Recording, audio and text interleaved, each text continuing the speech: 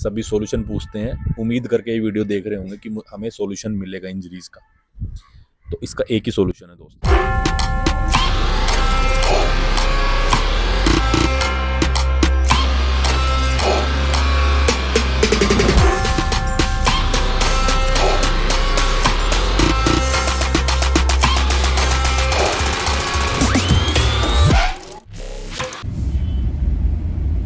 Hi guys, welcome back to my new video. So I hope आप सब बहुत अच्छे होंगे। दोस्तों, आज का टॉपिक है इंजरीज इन आर्म रेसलिंग। उनका क्या रीहैब है, कैसे ट्रीटमेंट होता है, तो इन सब चीज़ों पे आज हम बात करेंगे। सो आज खुद मैं एक ट्रीटमेंट लेने जा रहा हूँ, क्योंकि मुझे गोल्फर्स एल्बो है काफ़ी टाइम से, तो वो ठीक नहीं हो रही थी। तो मैंने पहले भी ये ट्रीटमेंट लिया हुआ है। आज मैं दोबारा ये ट्रीटमेंट लेने जा रहा हूँ, जिसका नाम है PRP। तो ये ट्रीटमेंट की मैं वीडियो आपके साथ शेयर करना चाह रहा था। मुझे गोल्फर्स एल्बो लगभग 1-1.5 साल से थी। मैंने काफ़ी फिजियोथेरेपी कराई, काफ़ी डॉक्टर्स के पास गया मैं, किस किस चीज़ में आपको काम आता है, तो वो मैं आपके साथ शेयर करना चाह रहा हूँ। क्योंकि जो चीज़ मैं अप्लाई कर रहा हूँ खुद पे, मैं वही चीज़ आपको बता सकूँ, क्योंकि वो चीज़ पे मुझे कॉन्फिडेंस होगा कि मैं आपको सही नॉलेज दे पाऊँ।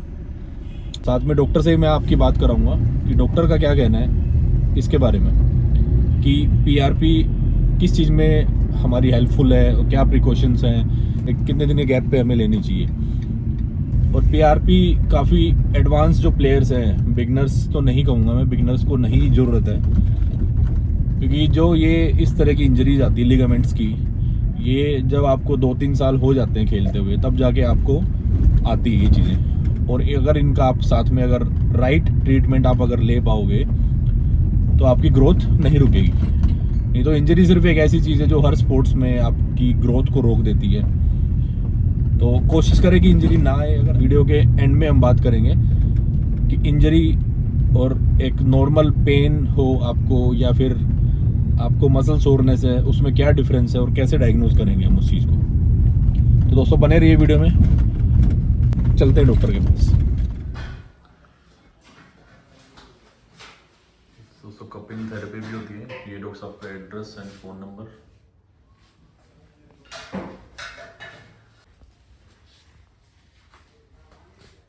तो भाई, मैं आ गया हूँ डॉक्टर साहब के पास। डॉक्टर इजार उल हसन सर का नाम है, और मैं आ गया हूँ PRP ट्रीटमेंट लेने के लिए। तो आज PRP का मैं पूरा कवर करूँगा। बाकी डॉक्टर साहब से पूछ लेते हैं कि आर्म रेसलिंग करते हैं तो उसमें हमारे ज़्यादातर टेंडेंस और जॉइंट्स पेन्स सभी को रहते हैं। तो उसके लिए मैं डॉक्टर साहब से कुछ पूछना चाहूँगा।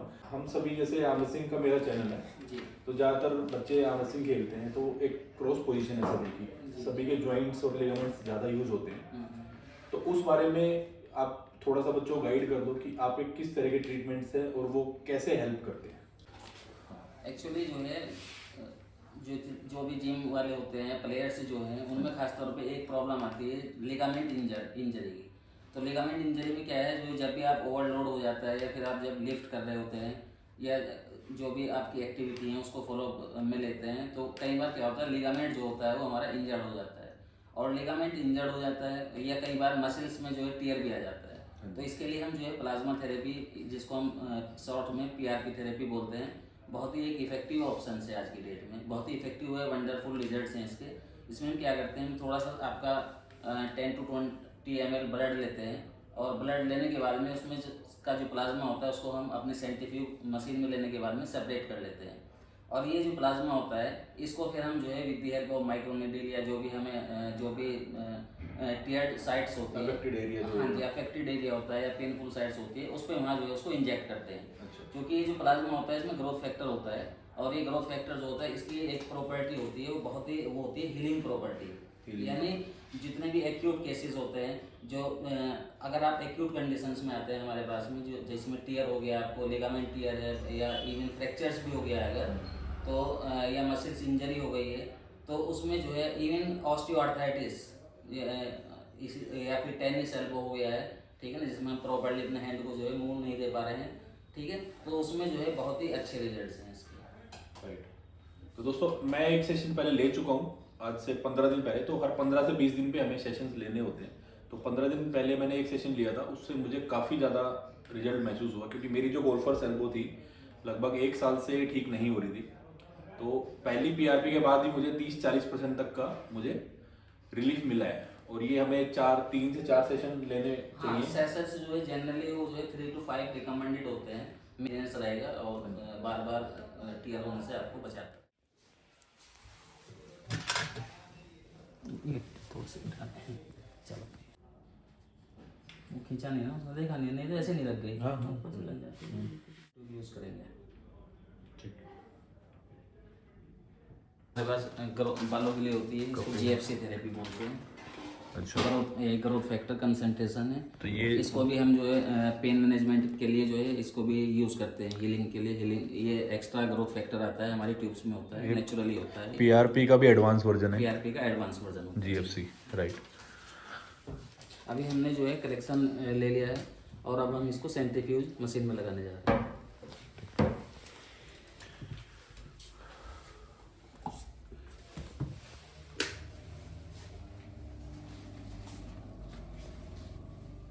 इसकी स्पीड होती है, रोटेट मशीन है, अभी इसको घुमा रही है सिर्फ। इसका प्लाज्मा सेपरेट हो जाएगा और उसमें हमने एडिशनल ग्रोथ फैक्टर ट्यूब्स ली हुई हैं, वो उसी में प्लाज्मा में ऐड हो जाएगा। उसके बाद में फिर हम उसको इंजेक्ट करेंगे।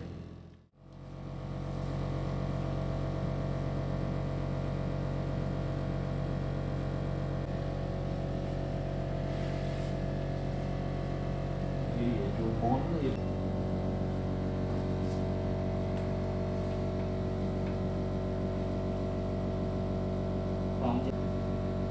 जो लेजर थेरेपी, जी हाँ, ये low level laser photon therapy इसको बोलते हैं, ट्रिपल एलटी।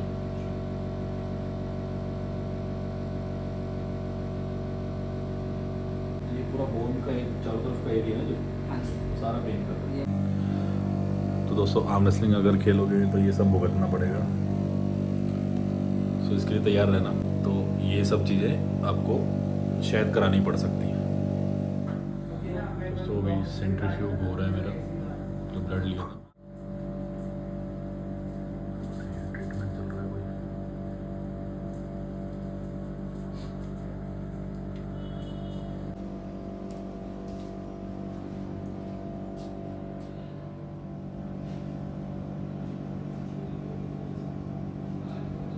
देखिए जो है प्लाज्मा जो है आपका सेपरेट हो गया है और ये जीएफसी ट्यूब हमने यूज़ की हुई है। पोर्शन जो है येलो प्लस वाइट पोर्शन जो है हम यूज़ करने जा रहे हैं, और ये वाला पोर्शन जो है आरबीसी या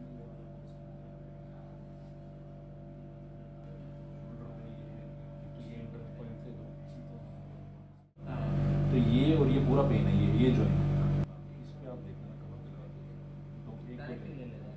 एक तो धीरे धीरे।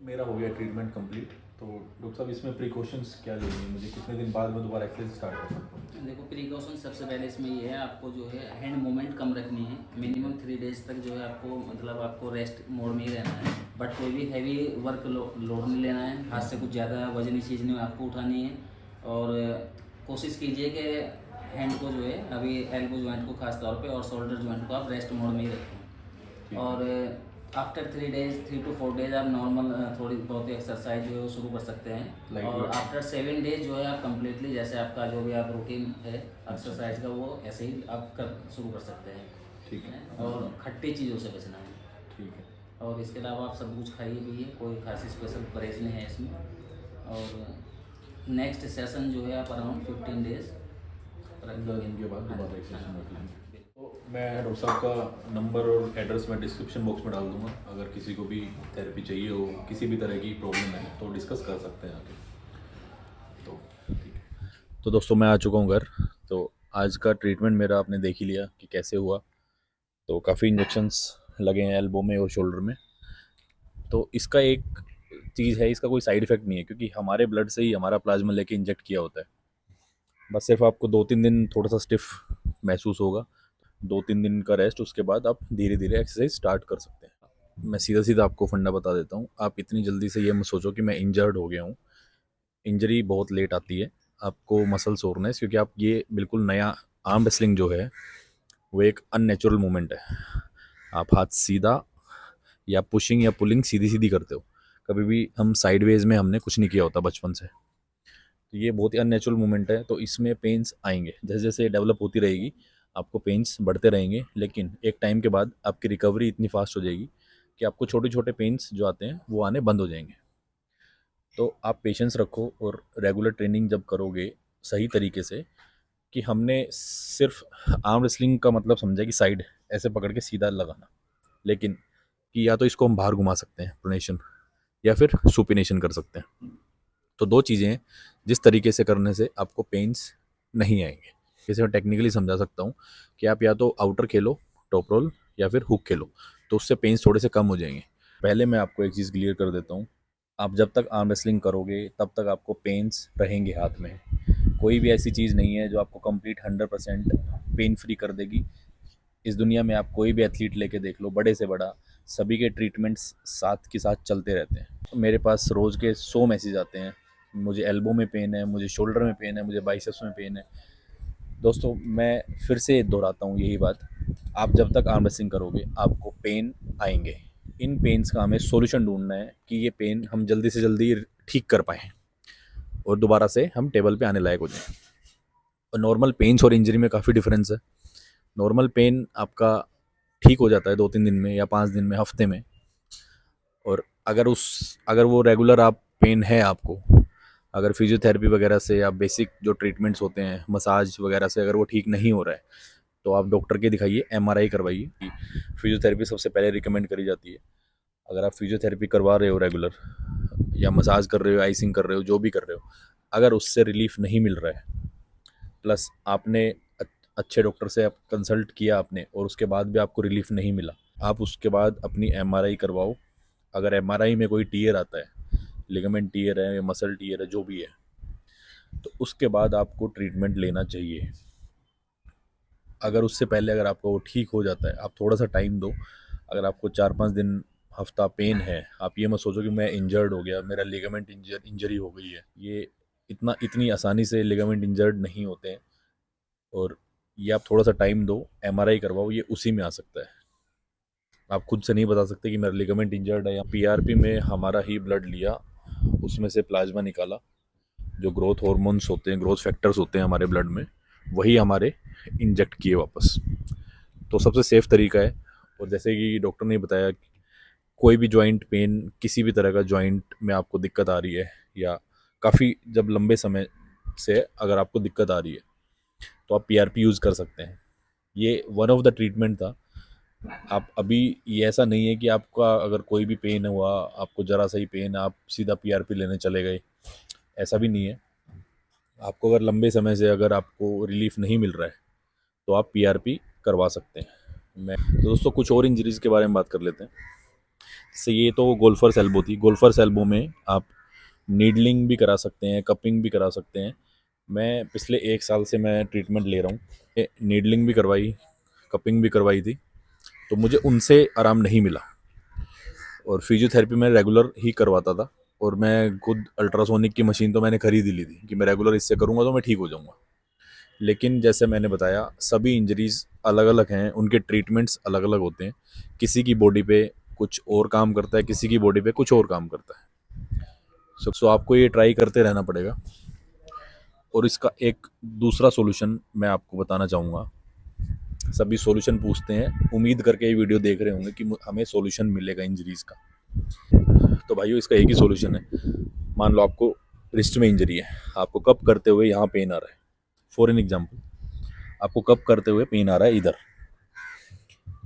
तो सिंपल सा सॉल्यूशन है, आप उस चीज़ को ट्रेन करना छोड़ दो कुछ दिन के लिए। आप प्रोनेशन बैक प्रेशर ट्रेन करो, जिस चीज़ में पेन नहीं आ रहा। आप देखेंगे 10 से 15 दिन बाद आपका ये पेन रिकवर हो जाएगा। आपकी दूसरी चीज़ भी स्ट्रॉन्ग हो जाएगी इससे। सिर्फ यही इलाज है पेन कम करने का, और आपकी ग्रोथ ना रुके इस चीज़ का, आप अपनी आर्म रेसलिंग को आगे बढ़ा सकते हैं। सो सिर्फ यही इलाज है। बेसिक बेसिक सी कुछ चीज़ें बता देता हूँ। जैसे किसी को ब्राकियालिस में पेन आते हैं, ये वाली ब्राकियालिस होती है, इस मसल में पेन आते हैं, तो इसके लिए आप रोलर से एक्सरसाइज कर सकते हो, आप रोलर से ट्रीटमेंट कर सकते हो इसका। आप रोलर इस पे चला सकते, कोई भी मसाजिंग रोलर आते हैं बहुत सारे यहाँ पे, तो वो आप यूज़ कर सकते हैं ताकि यहाँ पे ब्लड फ्लो अच्छा चले। जो पीआरपी में करवा के आए हैं उसका बेसिक जो लॉजिक पता है क्या है, मसाज का या हर चीज़ का बेसिक लॉजिक क्या होता है। आपको पेन्स और इंजरीज जब आती हैं, आपको स्पेसिफिक उस पॉइंट पे आपका ब्लड नहीं जा रहा होता, तो ब्लड कैरी करता है हमारे न्यूट्रिएंट्स जो हम खाते हैं, तो अगर वहाँ पे ब्लड नहीं जाएगा तो उसकी रिकवरी कैसे होगी। सो सभी जो थेरेपीज़ हैं, ये पीआरपी मेन थेरेपी है, हम वहाँ पे इंजेक्ट करते हैं ब्लड को जहाँ पे ब्लड नहीं पहुँच पा रहा, और उस ब्लड में ग्रोथ फैक्टर्स होते हैं, प्लाज्मा होते हैं, जो कि वहाँ जाके उसकी रिकवरी को फास्ट करते हैं। तो वहाँ पे ब्लड फ्लो स्टार्ट हो जाता है, तो आप जो भी खाते हैं न्यूट्रिएंट्स होते हैं वो वहाँ पे जाके लगते हैं और आपकी रिकवरी फास्ट कर देते हैं। नीडलिंग हो गई या कपिंग हो गई, मसाज करते हैं हम, तो उसका भी वही लॉजिक होता है कि आप ब्लड फ्लो वहाँ पे पहुँचाओ। पर हर चीज़ का सॉल्यूशन सेम नहीं होता, हर चीज़ का सॉल्यूशन डिफरेंट डिफरेंट है, तो आपको सॉल्यूशन ढूंढना पड़ेगा खुद ही, सारी चीज़ ट्राई करके कि किस चीज़ से आप ठीक हो रहे हो। तो मुझे शोल्डर इंजरी थी, जो उसकी सर्जरी थी, वो इतनी डीप है कि उसके ऊपर कंप्लीट एक वीडियो बहुत लंबी हो जाएगी, उसके ऊपर अलग से मैं कभी वीडियो बनाऊंगा। शोल्डर में जो टीयर था, जो स्लैब टीयर करके बोलते हैं, SLAP, slap 2 tear, slap grade 2, तो वो एक अलग चीज़ है। वो काफ़ी मेजर चीज़ थी जिसकी वजह से साइड प्रेशर नहीं लग पा रहा था। बाकी ये जो और इंजरीज हैं ये बहुत ज़्यादा कॉमन है, वो इतनी कॉमन नहीं है, तो उसके बारे में बात नहीं करूँगा मैं। तो जो कॉमन इंजरीज हैं उनके बारे में बात करेंगे, जो कि हमारी रिस्ट हो गई कपिंग करते हुए या प्रोनेट करते हुए या राइजर उठाते हुए, कई बार यहाँ पे पेन आता है। तो वही मैंने बताया, कुछ दिन के लिए आप इस हिस्से को रेस्ट दो, दूसरे किसी टेक्निकल मूव को हम ट्रेन करें, यही इसका इलाज है, और कोई भी इलाज नहीं है। मसाजिंग कर सकते हो, मसाजिंग, आइसिंग या फिजियोथेरेपी, इन सब चीज़ों से रिलीफ मिलता है, जो भी आपकी सोरनेस होती है उसमें रिलीफ मिलता है। बट इंजरी, स्पेसिफिक इंजरी अगर आपको है, वो आपका डॉक्टर ही बता सकता है कि ये वाली इंजरी किस तरीके से ठीक होगी। अब कुछ बच्चों को गोल्फर्स एल्बो हो जाती है, वो उस पर मसाज करते रहते हैं, तो कुछ केसेस में हमें उस चीज़ को छूना भी नहीं होता, और आप उसको मसाज कर करके और ज़्यादा उसको गहरा कर रहे हो, बार बार कुरेद रहे हैं एक तरह से। तो हर चीज़ का इलाज मसाज करना नहीं होता, हर चीज़ का हीलिंग प्रोसेस है, वो सब अलग है, वो आप समझो, आपको नॉलेज लेनी पड़ेगी, आपको गेन करना पड़ेगा चीज़ें। तो मेरे एक्सपीरियंस के हिसाब से मैं अपनी चीज़ आपको शेयर कर रहा हूँ, जिस चीज़ से मुझे बेनिफिट हुआ है, तो वो ये पीआरपी से मुझे बहुत अच्छा बेनिफिट हुआ है। तो अगर आपको किसी को, अगर जो दिल्ली एनसीआर में रहते हैं वो यहाँ पे आके करा सकते हैं, किसी और स्टेट में, तो हर स्टेट में पीआरपी अवेलेबल है, आप जाओ, अगर आप इंजर्ड हो तो आप वहाँ पे जाओ, आप उनसे करा सकते हो, काफ़ी अच्छे रिजल्ट्स हैं इसके। दोस्तों मिलते हैं नेक्स्ट वीडियो में एक नए टॉपिक के साथ बहुत जल्दी, आपको कुछ और नई चीज़ें मैं बताऊँगा। So stay healthy, stay motivated, आप एक्सरसाइज करो, सेफ रहो। Thank you.